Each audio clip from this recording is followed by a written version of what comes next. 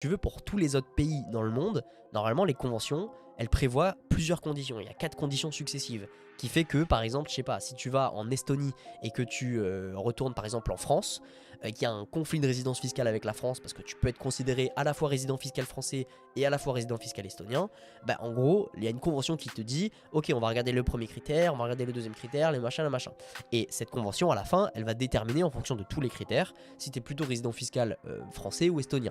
Bon, logiquement, si tu as bien mis les choses en place et que tu es vraiment expatrié en Estonie,